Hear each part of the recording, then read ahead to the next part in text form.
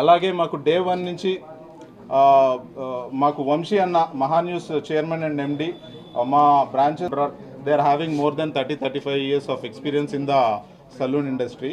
So we offer all ranges of saloon services like hair, beauty gaani, nail gaani, bridal gaani. So మా హైదర్ నగర్లో మన శ్రీధర్ బాబు గారు 6వ branch open చేయడం అనేది చాలా సంతోషదాయకం. ఈ రాను ఈ ఆటం సెలూన్ కానీ ఇలాంటి వాటికి చాలా డిమాండ్ ఉంటుంది ఇక్కడ. అది మా హైదరాబాద్ డివిజన్లో మాకందరికి అందుబాటులో తెచ్చినందుకు ఆయనకి కంగ్రాట్స్ తెలియజేస్తున్నాం. అట్లానే యువతకి ఈయన ఒక ఆదర్శం. ఏ విధంగా అంటే యువత ఇలాంటి కొత్త బిజినెస్లు పెట్టుకొని ఎలా జనాలకు సర్వీస్ చేయొచ్చు అనేది శ్రీధర్ బాబు గారు మాకు చూపిస్తున్నారు. ఇది ఆయన బిజినెస్ హెడ్గా మరియు కోఫౌండర్గా ఆటంకి కోఫౌండర్గా 6వ బ్రాంచ్ అంటే మామూలు విషయం కాదు ఈ షార్ట్ టర్మ్లో. అలానే ఇన్ని బ్రాంచ్లకు కూడా మన డింపుల్ హయాతి గారు ఓపెనింగ్ చేయడం అంటే కూడా చాలా సంతోషదాయకం. ఈ విధంగా శ్రీధర్ బాబు గారు మరిన్ని బ్రాంచ్లు ఓపెన్ చేయాలని మనస్ఫూర్తిగా కోరుకుంటున్నాం. అలానే వారు ఈ మధ్య కొత్తగా ఫ్రాంచైజీలు కూడా ఇస్తున్నారు. కాబట్టి యువకులు ఎవరైనా ఇంట్రెస్ట్గా ఉండి ఆ ఫ్రాంచైజీ బిజినెస్ చేయాలనుకునే వాళ్ళు కూడా శ్రీధర్ బాబు గారిని ఆయన యొక్క ఎక్స్పీరియన్స్ని అనుభవాన్ని వాడుకుంటే చాలా సంతోషదాయకం. ఓకే, మీ అందరూ వచ్చినందుకు సంతోషం. శ్రీధర్ బాబు గారికి ముందుగా ఈ ఈవెంట్ని సక్సెస్ఫుల్ చేసిన అందరికీ చాలా థ్యాంక్స్ అండి. మీడియాకి, డింపుల్ గారికి, ప్రసాద్ అన్న, మిగతా ఆప్తులందరికీ కూడా చాలా కృతజ్ఞతలు.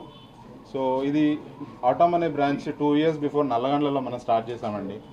స్టార్ట్ చేసి ఆ రోజు ఏదైతే విజన్తో ముందుకెళ్ళామో మొత్తం ఏపీ తెలంగాణ స్ప్రెడ్ చేయాలి, అందరికీ salon services, world class salon services offer చేయాలని ఏదైతే ఉద్దేశంతో ముందుకొచ్చామో దాన్ని సక్సెస్ఫుల్గా ఈ కాంపిటేటివ్ మార్కెట్లో ఎవ్రీ 2 daysకి every next door salon open అవుతున్న సందర్భంలో కూడా మనము చాలా కన్సిస్టెంట్గా పర్ఫామ్ చేస్తూ ఎక్స్పాండ్ చేస్తూ వచ్చినాము.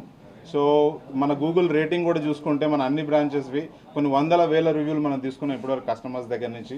4.9 తక్కువ ఏ బ్రాంచ్కి లేదు అవుట్ ఆఫ్ 5. సో అది that shows the consistency of quality of service ఆటమ్ది.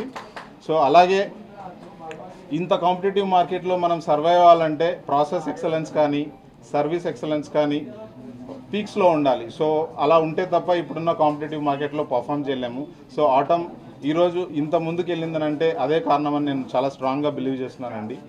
And one more thing, since ఈ 2 yearsలో 6 branches మేము కంపెనీ ఓన్డ్ కంపెనీ ఆపరేటెడ్గానే డెవలప్ చేశాము. అన్ని సెలూన్స్ కంపెనీ ప్రాపర్గా లాంచ్ చేసి SOPs సెట్ చేసి స్టెబిలైజ్ చేసి ఆ తర్వాత ఫర్దర్గా చాలా మ్యాసివ్గా ఫ్రాంచైజీ వేలో మనం ఎక్స్పాండ్ చేయాలనేది ఉద్దేశం. సో ఇప్పుడు మేము కంప్లీట్గా ఫ్రాంచైజీ బిజినెస్కి సన్నద్ధమయ్యాం మేము.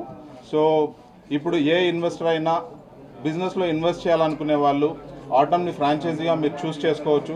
ఈవెన్ ఆటమ్ సలూన్ బిజినెస్లో నాలెడ్జ్ లేని వాళ్ళు కూడా లోపలికి వస్తే మా దగ్గర సలూన్ మేనేజ్మెంట్ ప్రోగ్రామ్ కూడా ఉంది. ప్రతి ఇన్వెస్టర్కి ముందు సలూన్ మేనేజ్మెంట్ ప్రోగ్రామ్ టీచ్ చేసి ఆ తర్వాతనే స్టార్ట్ టు ఎండ్ వరకు 360 degrees సపోర్ట్తో ప్రతి ఇన్వెస్టర్ని మేము సపోర్ట్ చేసి ముందుకు తీసుకెళ్ళగలుగుతాం. సో ఎవరైతే ఇంట్రెస్టెడ్ ఉన్నారో సలూన్ బిజినెస్లో.